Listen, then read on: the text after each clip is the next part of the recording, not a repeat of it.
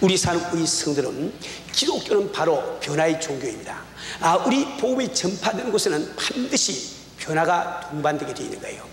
복음이 전파되는 곳에 참 멸망할 수밖에 없던 영혼이 참 이렇게 구원을 받는 역사가 일어납니다. 복음이 선포되는 그곳에 참 어두움의 자녀들이, 하나님의 자녀들은 놀라운 역사가 일어난단 말이에요. 우리 사는 우리 성도들은 그렇기 때문에 우리 개개인이나 교회나 막론하고 변화를 위해서 노력하지 않는다고 하면 그 개인이나 그 교회는 대단히 위험한 처지에 처하게 되고 맙니다. 우리 사는 우리 성도들은 우리는 신앙생활을 하면서 왜 변화를 참 추구해야 되는가, 왜 우리는 매일매일 변화를 경험해야 되는가, 그 이유를 간단히 말씀 좀 드리려고 합니다. 제일 첫째로 우리는 이 세상에 태어날 때 모든 사람들이 죄인으로 태어난 거예요. 이 성경은 말씀하시기를 모든 자연인은 완전히 타락한 죄인임을 규정을 하고 있습니다. 이 자연인은 얼마나 참 타락이 되어 있는 거 하니까 그들은 하나님의 존재를 알 수 없거니와 그들이 구원을 받을 필요성도 깨닫지 못할 정도로 그렇게 그들은 아주 깜깜한 이런 그 암흑 속에 처해 있는 겁니다. 그렇기 때문에 우리가 변하지 아니하고는 우리는 흑암을 벗어날 길이 없다 말이에요. 뿐만 아니라 두 번째로 우리가 이 세상에 살아갈 때 우리는 아직도 마귀가 왕도한 이 세상에서 살고 있습니다. 우리가 아무리 성령 받고 참 변화받는 성도를 할지라도, 아무리 성령 충 가운데 주를 섬기는 이런 성도를 할지라도 우리는 이 사탄 마귀가 왕도한 세상에 살고 있기 때문에 며칠이 가지 못해서, 몇 개월이 가지 못해서 우리 심령이 다시 무뎌지게 되는 거예요. 그래서 우리는 끊임없이 자기 변화를 추구하지 아니하고는 주님의 뜻을 이루어드리는, 주님의 뜻대로 사는 이런 성도가 될 수가 없는 겁니다. 그뿐만 아니라 우리는 바로 사랑하는 우리 아버지의 뜻을 행하기를 원하고 있습니다. 그런데 우리 가운데 어떤 사람도 나는 완전히 아버지의 뜻대로 살고 있다 이렇게 주장할 수 있는 사람이 아무도 없는 거예요. 그래서 우리는 보다 아버지의 뜻을 더 잘 따르기 위해서, 더 이루기 위해서 우리는 매일매일 이 변화의 삶을 추구를 하지 않으면 안 됩니다. 우리 성들은 이 교회도 마찬가지예요. 우리 교회도 매일매일 정말 이 변화를 위해서 몸부림치지 아니하면 우리가 알지 못하는 가운데, 언젠지 알지 못하는 가운데 우리는 전통에 얽매여버리고 세상과 타협하는 이런 상태를 우리가 면할 수가 없게 되는 겁니다.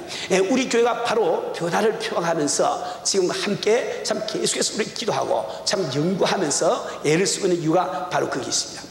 우리 성도들은, 근데 우리가 정말 개인 생활이나 우리 가정 생활이나 우리 교회 생활이나 우리 사업이나 모든 면에서 우리가 이 성공적인 변화를 경험하려 할 때는 우리 변화라고 하는 것은 바로 어디서부터 시작되어야 하는지, 그리고 그것이 어느 방향으로 변화가 추구되어야 되는지 그 방향 의식을 잘 가져야 되는 거예요.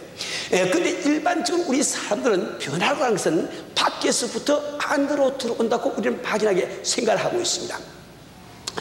그래서 우리가 이 개개인이 가정에서 우리가 좀 아름다운 성공적인 삶을 살기 위해서 우리는 내면의 자아를 변화시키기보다는 외부적인 조건을 바꾸려고 우리가 얼마나 애를 쓰고 있습니다. 우리는 정말 결혼하고 난 다음에 우리 두 사람의 사이 내 심령을 변화시키고 애를 쓰지 않고 우리는 정말 보다 큰 집을 우리가 사고 좋은 자동차를 우리가 살고 또 우리가 정말 이렇게 참 이게 큰 이 기업을 갖기 위해서 노심초사하는 이유가 뭡니까? 그것은 바로 우리 마음속에 막연하게 모든 변화라고 하는 것은 밖에서부터 안으로 들어온다고 하는 잘못된 인식을 가지고 있기 때문에 그렇습니다. 우리 성들은 이 사회도 마찬가지예요. 국가도 마찬가지입니다. 이 국가나 사회가 잘 살기 위해서, 보다 나은 사회가 되기 위해서 그들이 하는 일이 뭡니까? 새로운 법령을 제정하고 어떤 법령을 개정하고 이런 것을 우리는 보여야 된단 말이에요. 왜 그렇습니까? 그들은 모두 변화라고 하는 것은 밖에서부터 안으로 들어온다고 잘못 지금 생각하고 있는 거예요. 우리가 교회도 마찬가지예요. 우리 교회가 참 변화라는 이야기를 할 때 여러분 언뜻 무슨 생각을 합니까? 우리는 새로운 프로그램을 생각하고 새로운 조직을 생각하지 않습니까? 그것은 왜 그런가 하니까 우리 모든 사람들이 변화라고 하는 것은 밖에서 안으로 들어온다고 잘못 생각을 하고 있단 말이에요. 근데 과연 이 변화가 외부로부터 내부로 참 이렇게 참 진행될 수 있는 것일까? 이 성경 말씀, 우리가 믿는 이 성경 말씀은 결코 그렇게 할 수 없다는 것을 분명히 말씀을 하고 있습니다. 오늘 이 본문 말씀에는 우리가 정말 성공적인 삶을 살기 위해서 우리가 변화하기를 원할 때, 즉 우리의 참 이게 뭡니까? 이 환경이든지 혹은 우리의 가정이든지 내 개인의 삶이 혹은 우리 교회가 변화되기 원할 때 그 중요한 원칙 하나를 우리에게 가르쳐 주고 있습니다. 우리 사는 우리 성도는 오늘 읽은 본문 말씀 가운데 몇 가지를 제가 좀 말씀을 드리려고 합니다. 우리 예수님께서 부활하신 후에 40일 동안 그분은 제자들에게 자기 모습을 보이시면서 그분은 하나님의 나라에 대해서 말씀을 하게 됩니다. 그리고 우리 주님께서 이제 40일 끝날 무렵에 이제 참 성천하시기 직전에 그 제자들에게 말씀하시기를 요한은 물로 세를 주지만은 이제 몇 날이 되지 못해서 너희들은 성령으로 세례 받으라. 성령 세례 받을 것을 약속하시단 말이에요. 그런데 그 성령 세례에 대한 그 약속을 들은 제자들의 즉각적인 반응이 무엇이었습니까? 그것은 사도행전 1장 6절 말씀을 보니까 다음과 같이 기록되어 있습니다. 저희가 모였을 때 예수께 묻자와 가로되 주께서 이스라엘 나라를 회복하심이 이때니까. 우리 성도들 참 이상하지 않습니까? 우리 예수께서는 너희들이 몇 날이 못해서 성령으로 세례를 받았고 말씀하시는데 그 말씀에 대한 반응이 주여 당신께서 주의 나라를 즉 하늘 나라를 회복하심이 이때니까 이런 그 질문을 한단 말이에요. 근데 이것을 우리가 알기 위해서는 몇 가지 반응을 알지 않으면 됩니다. 우리 성도들은 방금 읽은 본문 말씀 가운데 조금 전에 말씀드린 대로 우리 예수님께서는 참 부활하신 다음에 제자들에게 자기 모습을 보이시면서 끊임없이 하늘나라에 대해서 가르쳤습니다. 근데 이스라엘 백성들은 하늘나라 하면은 그것은 다윗의 왕국의 연장으로 생각하는 거예요. 하늘나라가 이성이 임한다는 이 말은 자기들이 알고 있던 다윗 시대의 그 영광, 이스라엘의 영광이 이 세상에 다시 펼쳐지는 것이라고 이렇게 생각을 하고 있단 말이에요. 그래서 그 이스라엘 백성들은 이 예수님을 다윗의 자손이라고 말할 때 그것은 예수님이 그 다윗의 영광을, 이스라엘의 영광을 다시 이 세상에 구체적으로 펼치는 부이라, 이렇게 그들은 이해를 하고 있단 말이에요. 뿐만 아니라 이 구약 성경에는 성령 강림에 대한 약속이 계속 나오고 있습니다. 예를 들어서 구약의 소선지서인 요엘서 2장 28절 29절에 보면 다음과 같이 기록이 되어 있어요. 그 후에 이 그 후에라는 이 히브리 말은 실제로 그 뜻을 보면은 말세 이런 것 뜻으로 해석된 것이 보다 좋습니다. 그 후에 내가 내 신을 만민에게 부어주리니 너희 자녀들이 장래일을 말할 것이며 너희 늙은이는 꿈을 꾸며 너희 젊은이는 이상을 볼 것이며 그때 내가 또 내 신으로, 내 신이 말은 성령이죠, 내 신으로 남종과 여종에게 부어줄 것이며 하고 약속이 되어 있단 말이에요. 또 에스겔서 11장 19절부터 21절 말씀에도 다음과 같이 약속이 되어 있습니다.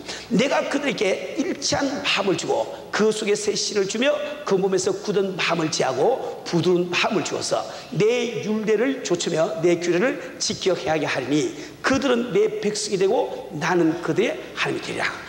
새 신 즉 성령을 주시고 약속이 되어 있단 말이에요. 우리 성도는 이 구약시대에 사는 사람들이 볼 때 하나님의 영이 우리 속에 들어오신다는 이것은 인류 역사의 획기적인 사건이에요. 아주 획기적인 사건이에요.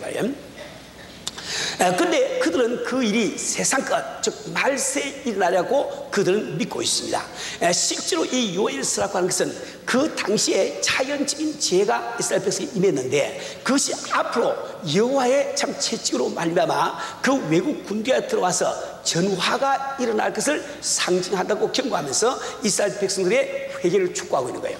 그러면서 이어서 이 요엘서는 그 후에 우리 하나님께서 참 특별한 은혜로 이스라엘에게 무엇을 회복해 주시고 그때의 내용을 남종과 이렇게 부주야 이렇게 기록이 그렇게 되어 있단 말이에요. 그러니까 그 당시에 이 제자들이 바로 성령이 이렇게 임하신다는 이 말은 세상 끝이 온다 이와 동일하게 생각을 했단 말이에요. 이 구약에서 이 세상 끝, 즉 이 말세라고 이야기할 때는 그것은 현재 우리가 살고 있는 은혜 시대, 신약 시대를 이야기하는 거예요. 그런데 그 당시에 그 제자들은 그 사실까지를 깨닫지를 못했단 말입니다. 우리 성도들은 그뿐만 아니라 이 구약 성경에는 말세에 모든 이방인들이 여호와를 섬기고 여호와를 알게 됨을 약속하고 있습니다. 예를 들어서 이사야서 11장 9장 하반절에 보면 9절 하반절에 보면은 다음과 같이 기록되어 있습니다. 이런 물이 바다를 덮음같이 여호와를 아는 지식이 세상에 충만할 것입니다. 또 하박국 2장 14절 말씀에도 다음과 같이 기록이 되어 있습니다. 대저 물이 바다를 덮음같이 여호와의 영광을 인정하는 것이 세상에 가득하리라. 우리 성도는 이러한 토막 지식을 갖고 있는 이 제자들이 그들이 바로 변화라고 하는 것은 밖에서부터 안으로 들어가는 것이다. 이런 것 선입견을 갖고 있기 때문에 우리 예수께서 참 며칠 못해서 성령의 빠지고 할 때 주여 주의 나라를 회복함이 바로 이때입니까? 이게 묻는 이유는 묻는 것은 너무 당연하단 말이에요. 예, 그들의 논리를 한번 생각해 봅시다. 그럼 지금 변화라고 하는 것은 밖에서 안으로 들어간다고 생각하기 때문에 이제 예수님이 만약에 모든 사람에게 남녀가 여기에 성령을 부어주실까 하면은 그 모든 사람들이 먼저 하나님을 알아야 되지 않냐 말이에요. 알고 경배를 해야 되지 않냐 말이에요. 근데 그들이 이방 족속이 바로 참 하나님을 경배하려고 하면 먼저 이스라엘 백성이 이스라엘이 참 그들의 영광을 회복해서 모든 이방 족속들이 이스라엘 나라에 무릎을 꿇을 때 그들이 바로 우리가 믿는 하나님을 믿고 우리가 참 가르치는 도를 배워서 그들이 다 준비가 될 것이 아닌가. 그럴 때 바로 성령이 임할 것이 아닌가 이렇게 생각하는 거예요. 그러니까 우리 예수님께서 바로 너희들이 몇 날이 못해서 성령 세례가 말이야 성령 세례를 받으라 이렇게 말씀할 때에 우리 제자들이 주여 참 이스라엘을 회복하는 때가 바로 이때니까 이렇게 묻는 이유가 바로 그게 있어야 말이에요. 우리 사는 우리 성들은 자 그런데 그들의 질문에 대한 예수님의 답변은 무엇이었습니까? 때와 기한은 아버지께서 자기 구원에 두시니 너희 알 바 아니요 오직 성령이 너희에게 임하시면 너희가 권능을 받고 예루살렘과 온 유다와 사마리아와 땅까지 내 증인이 되라고 말씀하고 계십니다. 우리 사람 우리 성도는 이것은 무슨 뜻입니까? 즉 이 변화라고 하는 것은 인간이 생각하는 것처럼 밖에서 안으로 들어가는 것이 아니라 안에서 바로 밖으로 나오는 이 사실을 주님이 분명히 말씀하고 계시단 말이에요. 우리 사는 우리 성도는 바로 그 당시에 주를 믿고 있는 소수의 그 제자들이 참 성령을 받고 그 심령의 변화가 일어날 때, 즉 능력이 임할 때 그들은 나가서 이스라엘 백성에게 복음을 전할 것이요 그 이스라엘 백성이 변화될 때 그들이 사마리아 유다 땅으로 가서 참 복음을 전할 것이요 그 사람들이 변화될 때 그들이 나가서 사마리아에 가서 복음을 또 전할 것이요 그들이 변화가 될 때 땅끝까지 이르러 복음을 전하게 되면 그때 비로소 주의 나라가 이루지 않느냐. 우리 주의 논리는 그게 나가는 거예요. 우리 사는 우리 성들은 여러분 이게 대단히 중요한 이야기입니다. 이런 정말 성공적인 이런 삶을 살기를 원하신다고 하면 오늘 바로 이 원리를 깨닫지 않으면 안 됩니다. 여러분이 정말 여러분의 가정을 참 천국 같은 아름다운 가정으로 만들기를 원하신다면 여러분 이 원리를 철저히 깨닫고 실천하지 않으면 안 되고요. 정말 우리 교회가 사도적인 교회로 참 이 성화되기를 원하신다고 하면 우리 한 사람 한 사람 이 원리를 깨닫고 우리가 이 원리에 따라서 행동하지 않으면 안 된다 말이에요. 우리 사는 우리 성도는 모든 변혁은 외부로부터 이루어져야 한다가 이것은 우리가 잘못 갖고 있는 이 생각입니다. 근데 우리는 너무너무 그런 생각에 젖어 있고 확실하게 그렇다고 생각을 한다 말입니다. 예를 들어서 봅시다. 우리가 참 이 조선시대에 참 우리 조상들이 숭상했던 이 참 유교 가운데 주자학이라고 하는 그것도 인간은 악하게 태어났기 때문에 그 외부의 제약을 통해서 우리 마음이 컨트롤이 되고 살아야 된다 이렇게 그 생각하는 그것을 전제로 해서 그 학문이 발달이 된 겁니다. 그래서 우리 참 조상들이 참 섬기던 그 유교에서는 우리가 정말 부모에게 참 부모를 공개하는 마음을 품고 참 임금에게 충성한 그 마음을 품기 위해서는 외부부터 우리가 제약을 가야 된다. 그래서 그다음 하는 제사 형식을 만들어내고 참 옷을 어떻게 입으며 참 관을 어떻게 쓰며 끼는 어떻게 끼느냐 이걸 다 만들어가지고 그 규칙을 갖다가 지키면서 해왔단 말이에요. 그 결과에 우리나라에는 허리 헛이 늘어나고 정말 이렇게 참 위선자만 늘어나는 것을 우리는 잘 안다 말이에요. 우리 사는 우리 성들은 우리 사람들은 모두 자연스럽게 이 변화라고 하는 것은 밖에서부터 안으로 들어간다고 잘못 생각을 하고 있습니다. 우리 사는 우리 성들은 이 러시아를 제정 러시아를 보면은 1547년도에 그 당시 이반 4세라고 하는 분이 왕으로 있습니다. 이 이반 4세는 영어로 이반 더 테러에서 우리나라의 그 연상군 모양으로 아주 그 폭정을 갖다가 행한 이런 그 왕이었단 말이에요. 근데 그가 스스로 자기를 전 러시아의 짜르라고 이 황제라고 호칭을 하면서 이 제정 러시아가 이제 시작이 되게 된 겁니다. 그런데 이 제정 러시아는 농노제도라고 하는 이 참 나쁜 이 제도 때문에 그 당시에 전 인구의 60%가 넘는 사람들이 농노라는 이 신분을 면하지 못하고 그들은 짐승보다 조금 나은 이런 생활을 했습니다. 자기 집도 갈 수가 없고 정말 참 이렇게 집에서 키우는 개 같은 이런 거 생활을 했단 말이에요. 1861년 알렉산더 2세 때 형식적인 농노 해방이 일어났습니다. 그러나 이 공산혁명이 일어날 그 당시에는 많은 노동자들이 자본가들에게 혹사를 당하며 그나마 자기 고장에서 일터를 얻을 수가 없어 그들은 가정을 버리고 참 유리방황하면서 일터를 찾아서 다녔단 말이에요. 그때 그 당시에 그 사람들을 불황자라고 부르습니다. 이 참 집도 없고 아무 참 이게 그 근거 없는 이 사람들이 때를 지어서 이 러시아 전역을 갖다가 다녔단 말이에요. 아마 여러분들이 잘 아는 고리키 같은 이런 사람들의 그 단편 그 작품을 보면은 그 안에 이 불황자 이야기들이 굉장히 많이 나온단 말이에요. 참 이렇게 그 참담한 이런 것 좀 조국을 바라보면서 많은 혁명가들이 일어나서 드디어 1917년 10월 25일 볼시비키 혁명을 성공시킨 것을 우리가 알고 있습니다. 그들은 자기 종을 유토피아로 만들기 위해서 한 일이 뭡니까? 그것은 바로 공산주의를 채택하는 그런 일이었습니다. 왜 그렇습니까? 그들은 참 한 나라의 변화라고 하는 것이 밖으로부터 안으로 들어온다고 생각했단 말이에요. 그래서 이 공산주의로 말미암아 자기 나라가 유토피아가 될 것을 조금도 의심하지 않았습니다.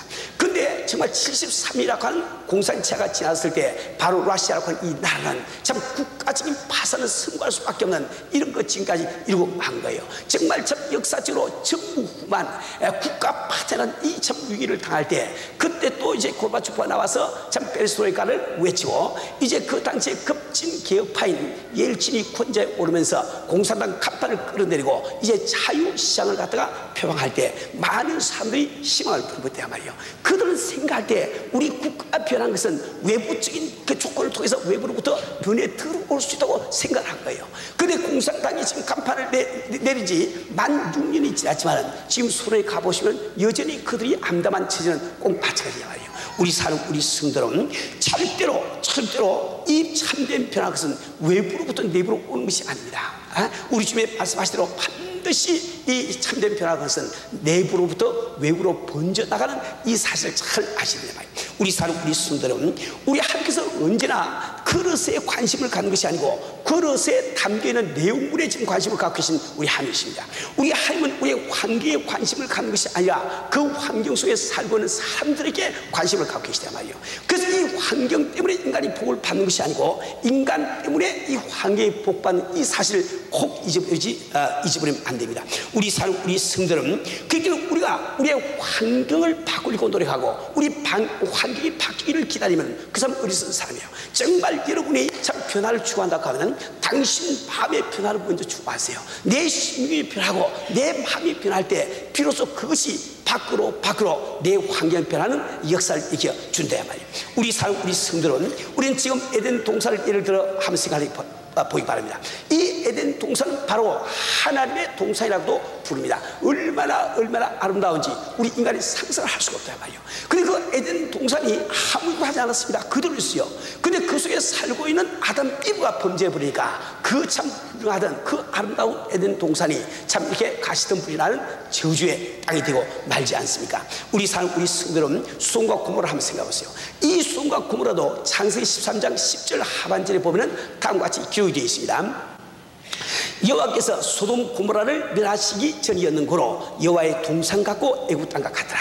여러분, 여호와의 동산 같고 이 말은 에덴 동산과 같다 이 말입니다. 이게 애굽 땅이라고 이렇게 표현이 되어 있는 것은 그 당시에 애굽이 최선진국이었단 말이에요. 그렇죠?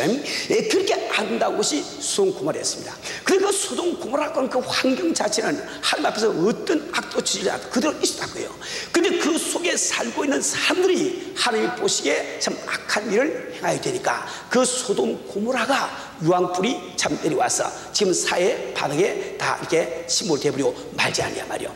우리 성도는 우리 하나님께서는 바깥 즉 이 환경에 관심을 갖고 있는 것이 아니고 그 속에 살고 있는 우리들에게 관심을 갖고 있는 거예요. 그 환경이 변화되기를 바라면 안 됩니다. 그 속에 살고 있는 내가 바로 변화될 때 그 환경이 변화될 이 원리를 우리가 알지 않으면 안 된단 말이에요. 이번 신약 성경에 보면은 우리 예수께서 친히 저주하신 세 골이 나옵니다. 그것이 가브나움이요, 또 하나는 이 고라신, 또 하나는 베세다라고 하는 세 골이 나온단 말이에요. 이 고을에서 우리 주님은 어떤 곳에서부터 더 많은 표적과 기사를 행했습니다. 그러나 그 사람들, 거기 살고 있는 그 안에 살고 있는 사람들이 예수를 안 믿었단 말이에요. 지금 뭡니까? 그 가브라함이라든지 혹은 고라신이라든지 베스라고 하는 이 성이 그 고울이 예수를 안 믿는 것이 아니고 그 속에 살고 있는 사람들이 예수를 안 믿단 말이에요. 그때 우리 예수께서 그 성들을 갖다가 제주를 하시는데, 저는 지금 가본 적이 없지만은 다녀오신 분 이야기를 들어보면은 지금 그 가브라함이나 고라신이나 베세다의 그 배어가 말이죠, 그 지구가 탁 내려보는 아주 아름다운 이거 산 중턱이 있대요. 있는데 아직도 삶을 못 살아. 삶을 살 수가 없는 거예요. 그건 주님이 저주하시기 때문에 2000년이 지난 오늘도 바로 아무도 살 수가 없단 말이에요. 우리 사는 우리 성도는 하나님 바로 환경에 관심을 두신 분이 아니고 그 속에 살고 계신 우리 인간에게 관심을 두고 계시단 말이에요. 자, 근데 그 반면에 이 요셉의 교훈을 생각해 보면 이 요셉은 바로 하나님 앞에 복 받을 그런 삶이었습니다. 그래서 여러분들이 이 창세기 39장 5절 말씀 보면은 그 요셉이 애국에 가서 그 바로 왕의 그 건의 대장인 보디발의 집에 팔려가서 노예 생활을 할 때 하나님이 그 요셉을 복 주시기 때문에 보디발의 집에 모든 복이 임했다고 기록이 되어 있단 말이에요. 그 참 요셉이 보디발의 아내의 모함을 받고 감옥에 들어갔을 때 그 감옥에는 전옥과 모든 감옥이 복받은 사실이 성경에 기록이 되어 있습니다. 그 요셉이 나와서 애굽의 총리 대신이 됐을 때 모든 애굽 백성들이 복받은 사실이 기록이 되어 있단 말이에요. 우리 사는 우리 성들은 우리는 하나님께서 어디에 관심을 갖고 계신지 그것을 우리가 참 잘 아십니다. 하나님은 바로 우리가 살고 있는 환경에 관심을 갖고 있는 것이 아니고 우리에게 관심을 갖고 있는 거예요. 그래서 우리는 이 환경을 변화시키기 이전에 내가 먼저 변화될 때 우리 주의 축복이 내게 임하는 것을 꼭 기억을 하기 바랍니다. 우리 사람 우리 성도는 근데 이제 우리가 한 사람 한 사람을 두고 한번 생각해 보자고요. 자, 하나님께서는 우리의 외부적인 신체 조건에 관심 없습니다. 그거는 내 심령에 관심이 있단 말이에요. 여러분, 어떻게 생긴 사람 하나님이 축복하시고 어떻게 생기면 축복 안 하시는 성경 구절이 있습니까? 그런 게 없다고요. 우리가 이렇게 생기라 찍어서 그건 하나님 관심이 없어. 그런데 우리의 심령에 그분이 관심이 있는 거예요. 그렇죠? 그래서 우리가 심령이 변할 때 바로 우리가 하나님을 기쁘시게 하고 참 이렇게 축복이 임하게 되는 겁니다. 우리 사는 우리 성들은 우리가 산지로 생각해도 그렇죠. 정말 내가 지금 실패자의 삶을 살고 있는데 내가 성공하기를 원한다고요. 근데 성공하기를 원해서 내가 돈이 얼마 있기를 바라고 집이 어떻게 되기를 바라고 내 가게가 어떻게 되고 아무리 봐도 소용이 없습니다. 왜? 당신 마음속에 실패자의 자세가 그대로 있는데 어떻게 당신이 성자 되겠어요? 당신에게 돈을 100만 불 갖춰도 또 당신은 다시 실패하게 되고 말 거란 말이에요. 우리가 정말 참 이 실패자의 자세를 성공자의 자세로 바꾸지 아니하고는 내가 성공자가 될 수 있다는 거 아주 너무나 당연한 사실이 아니야 말이에요. 상식이 아니야 말이에요. 제가 어릴 때 들은 그런 이야기가 있습니다. 어떤 도박꾼이 있는데 도박을 해가지고 패가 망신하게 되니까 자기도 양심의 찔림을 받고 그는 이야기를 내가 다시는 도박을 안 해놨고 말이야. 작두를 가지고 아주 손가락 갖다 탁 찍어버렸단 말이에요. 그런데 몇 날이 못 돼가지고 그는 그 조막 손에다가 화투를 끼우는 노름을 하고 있더래. 자기도 한심하니까 이 팔뚝을 아예 잘라버려야 되고 팔뚝을 다 잘라버린 거예요. 그런데 며칠 있다가 보니까 발가락에 화투를 끼우고 또 노름을 하고 있더란 말이요. 여러분, 내 마음속에 노름하는 사람이 노름하지 않은 사람으로 변화되지 아니하고 외부의 신체를 아무리 그렇게 하는데 변화가 될 리가 만무하단 말이요. 우리 사는 우리 성들은 우리는 정말 이 사실을 참 잘 아십니다. 우리 하나님께서는 정말 우리 영혼에 관심을 갖고 계세요. 그래서 우리가 잘 아는 요한 3서 1장 2절에도 내 영혼이 잘됨 같이 내가 범사가 잘되고 강건하기를 내가 간구하노라 이렇게 되어있단 말이에요. 우리 사는 우리 성들은 정말 우리 교회가 사업적인 교회로 변화되기를 원하시다면 그래서 여러분 한 분 한 분이 정말 기쁘고 보람있는 참 이 교회 생활을 하면서 또 여러분 한 분 한 분과 이 교회에 복이 임하기를 원하신다면 여러분 한 분 한 분의 변화를 먼저 추구를 해야 되는 거예요. 우리 외부적인 교회 어떤 조직이나 어떤 프로그램이 바뀐 것을 우리 기다리지 마시고 내 심령이 먼저 변화되지 아니하고는 교회가 변화될 길이 없음을 우리 알립니다. 내 심령 하나가 변할 때 그것이 밖으로 연결하면서 우리 온 교회가 변화되는 역사인 것을 꼭 기억을 하셔야 됩니다. 우리 사는 우리 성도는 그래서 우리는 정말 이 사도적인 교회가 되기 위해서 우리 교회라고 하는 것은 바로 그것이 옵니다. 우리는 정말 일체감을 가지고 서로가 서로 속해 있고 서로 필요로 하고 또 서로가 참 연합해서 한 몸을 이루고 있는 이 사실을 우리 마음속에 인식을 해야 돼요. 우리 심령의 그 변화가 일어나야 된단 말이에요. 우리가 정말 사주인 교회가 되기 위해서는 우리가 오늘까지 섬김을 받기를 원했지만은 철저하게 섬기기를 원하는 이 심으로 변화되지 않고 우리 교회가 사주인 교회로 될 길은 전혀 없다 말입니다. 우리가 정말 삶의 관심을 끌기를 원하지 아니하고 지구의 관심을 끌면서 주님 오시는 그날 참 그리스도의 심판에서 상급받는 그것을 소망으로 삼는 우리 심으로 변하지 아니하고 우리 교회가 변할 길은 전혀 없다 말입니다. 우리 사는 우리 성도는 근데 이 심령의 변화가 가능성은 어떻게 일합니까? 오직 성령이 임하실 때만 변화가 가는 것을 우리 너무나 참 잘 알고 있다고요. 우리 사는 우리 성도는 오늘 우리 성도들에게 한번 물어보기 원합니다. 여러분 지금 이 교회를 참 우리 어린이를 나와서 다니신 분들이 많이 계신데 잘 들으세요. 여러분은 과연 교회를 다니면서 성령 세례를 받은 경험이 있습니까? 체험이 있습니까?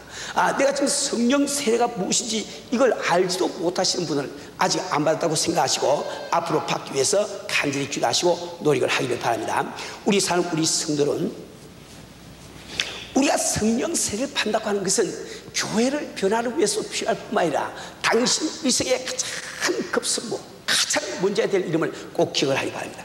나는 아직도 성령 세례가 무엇인지 알지 못하고 성령 받지를 못한 우리 성령 세례를 받지 못한 우리 사는 형제 자매들을 위해서 다시 한번 간단히 설명해 드리려고 원합니다. 우리 사는 우리 성도들은 여러분이 왜 성령 세례가 받아야 되느냐 그 근본적인 이유를 알려고 하면 이걸 먼저 생각해 보세요. 우리가 교회를 나오는 이유가 뭡니까? 왜 우리는 교회를 나옵니까? 오늘 참 이게 더운 날씨에 말이지 집에서 에어컨 참 좋겠다. 아주 소파에 탁 반쯤 기대에 누워가지고 시원한 수박 먹어가면서 TV나 보고 앉아서는 얼마나 편할 텐데 왜 여러분은 이 더운 이 오후에 이곳에 와서 쭈그리고 앉아가지고 설교 듣고 있냐 말이야. 왜 그렇습니까? 그 이유가 뭐냐 말이야. 우리 교회 나가는 이유는 간단합니다. 영생을 얻기 위해서, 영생을 얻기 위해서. 근데 이 영생을 얻는 것이 왜 필요하냐? 즉 천국 가는 비자를 딴 것이 왜 필요하냐? 이것을 우리가 알기 위해서는 우리 인간을 잘 알아야 된다. 이 인간은 물질적인 부분과 비물질적인 부분으로 구성이 되는 거예요. 예, 우리는 물질적인 부분을 육체라고 부르고 비물질적인 부분을 성경에서 영혼이라고 부르는 것을 잘 안다 말이에요. 근데 이 육체와 이 영혼의 관계가 무엇이냐? 이 육체가 만약에 집이라고 하면은 우리 영혼이야말로 이 집 속에서 살고 있는 주인과 똑같단 말이에요. 그래서 우리가 육체적인 죽음이라고 하는 것은 나의 존재가 없는 것이 아니고 이 속에 살고 있던 주인이 이 집을 따라서 이사를 간다 말이에요. 이사를 가서 영계를 들어가야 되면 어디로 가느냐? 그래서 이 세상에서 죄인이 감옥에 들어가는 것처럼 우리 영혼도 영계에 가면 죄인의 영혼이기 때문에 반드시 감옥에 들어가야 되는데 그 감옥을 다른 말로 지옥이라고 부르는 거예요. 근데 우리 하나님께서는 우리를 사시기 때문에 비록 우리가 죄인이지만 죄를 지었지만 우리를 지옥에 보내실 수가 없어. 그거는 바로 2000년 전에 육신을 입으시고 이 땅까지 오셔서 그 험한 십자가를 스스로 지시고 죽음을 자초하시단 말이요. 왜 그렇습니까? 죄인된 내가 받을 벌을 대신 받아주심으로 나는 비록 죄인이지만 그 벌을 받지 않고 하나님이 계신 영원한 천국에서 하나님과 더불어 살게 하기 위해서 그렇게 하시단 말이에요. 그래서 오늘 바로 이 시간에는 바로 누구든지 우리 예수님께서 십자가에서 나를 위해서 해주신 그 일을 믿고 의지만 하면 우리 천국과는 비자를 따게 되는 거예요. 이것이 성경 전체 이야기입니다. 이 사실을 하기 위해서 우리 교회가 세워졌고 이 사실을 하기 위해서 우리 선교사님들이 세계 방막에 나가서 지금 일을 하고 있단 말이에요. 그런데 이게 한 가지 문제가 있습니다. 그것은 예수를 믿는 것은 내가 하는 일이지만 나의 믿음을 판단하신 분은 하나님이 하시단 말이에요. 그러니까 하나님이 보시기에 합격되는 믿음을 가져야 천국을 갈 수가 있는데 하나님께서 우리 믿음을 보시고 합격됐다고 생각할 때 그 합격됐다는 점수로 그 증거로 주신 것이 바로 성령 세례란 말이에요. 그러니까 성령 세례는 받아도 좋고 안 받아도 좋은 것이 아니고 이 성령 세례는 내가 구원받았다는 증거와 똑같은 거란 말이에요. 그래서 우리는 어떤 일이 있든지 성령 세례가 무엇인지 잘 알지 못하는 우리 성도는 반드시 성령 세례부터 먼저 받는 일을 해야 되는 거예요. 이번에 우리가 참 이 산상 기도를 이렇게 여는 이유가 뭘까요? 이것은 바로 우리가 성령 받지 못한 성도들이 성령 받는 것을 돕기 위해서 이런 산상 기도를 여는 거예요. 이번 우리 산상 기도 하는 동안에 아직 성령 받지 못한 분들이 성령 받을 수 있는 이런 기회, 그런 시간을 만들어 보겠습니다. 또 만약에 그 시간 안 된다 할지라도 우리가 집회 끝난 다음에 우리는 참 이 주일 예배 혹은 목요 성경 공부를 통해 가지고 여러분 성령 받을 수 있는 기회를 만들어서 성령을 받게 할 거예요. 또 우리가 이미 성령 세례를 받고 변화받은 우리 성도라고 해서 안심하면 안 됩니다. 이런 정말 우리가 아무리 성령 충만을 받다 할지라도 우리가 이 세상 살아가면서 우리 신앙이 무뎌지고 우리 마음속에 믿음이 무뎌지는 이 사실을 어쩔 수가 없는 거예요. 그래서 우리는 다시 내가 성령 충만, 재충만을 받음으로 말미암아 내 심이 변화되지 않고는 우리 교회가 변화될 수가 없는 겁니다. 우리 사는 우리 성도는 이미 우리 성령 받으시고 참 성령 충만한 가운데 주를 위해서 섬겨온 우리 성도에게 제가 한번 물어보겠습니다. 여러분, 당신의 마음속에는 지금 현재 과연 주님을 향한 그 열정이 여전히 불타고 있습니까? 당신의 그 심령 가운데는 이 복음을 향한 그 열정이 아직도 뜨겁게 불타고 있습니까? 당신의 심령 가운데 바로 이 교회를 향하던 그 열정이 아직도 뜨겁게 불타고 있습니까? 당신의 심령 가운데 정말 같은 성도를 향하던 그 뜨거운 열정이 아직도 살아있네 말이요. 당신의 심령 가운데 바로 잃어버린 우리 이웃, 참 불신자를 향한 그 열정이 아직도 살아있네 말이요. 만약 그 열정이 없다고 하면 이때야말로 우리가 우리 심령의 변화를 추구해야 될 때가 왔다 말이요. 이것을 위해서 우리가 산상기도를 여는 겁니다. 우리 사는 우리 성도는 우리는 정말 이 산상기도가 나를 위한 것임을 고분히 기억을 하시고 우리 모두 산상기도에 참여해서 참 성령세를 받지 못하신 분은 이번에 성령세를 받으시고 참 성령 충만하지 못하신 분은 이번에 성령세를 받기를 주로 축원합니다. 우리 사는 우리 성도는 아마 여러분 가운데는 이미 이렇게 밖에 참 여행 가기 위해서 호텔 다 예약해 놓으시고 뭐 자녀들하고 다 이렇게 약속하신 분도 계시고요. 그런데 지금 여행 가는 게 문제가 아닙니다. 당신의 심령의 변화가 봐야 가정이 변화되는 것이 밖에 나가서 놀고 온다고 해서 가정이 변화 안 됩니다. 오늘 아주 딱 결단 내리시고 집에 가서 만약에 계획 세우신 분 바로 전화 거세요. 그래서 다 예약 다 해버리고 자녀께서 설명해서 미안하다 이만저만해서 나 못 간다 우리 교회 가자 하고 오늘 결단 내려야 되는 거예요. 우리가 정말 은혜 교회를 다니면서 이분 여기 앉아 계시면 은혜 교회 교회는 아닙니까? 당신 손님 아닙니다. 이 교회가 당신 교회 아니야 말이야. 교회를 다닌다고 하면서 자기 교회 산 집회에 참여 못하면 그게 무슨 교회냐 말이에요. 자기 자신 생각을 좀 해보세요. 우리는 스스로 자기의 성실한 인간이 되어야 됩니다. 자기가 지금 이 교회 교인이라고 등록까지 해놓고 자기 교회 사는 집회에 참석 못하도록 하면 그 어떻게 성실한 인간이 될 수 있어요? 안 된다 말이에요. 우리는 정말 기억하시고 내가 좀 이게 보니까 여태까지 집회를 하는데 한 번도 집회를 얼굴 안 보인 분이 5분 딱 앉아있네. 내 누군지 지금은 알겠어요. 미안할 거니까. 이번에 심의의 변화를 받기 위해서 꼭 참석하세요. 우리 함께 모여서 우리 기도하고 올 때 우리 크게 역사해 주신 믿습니다.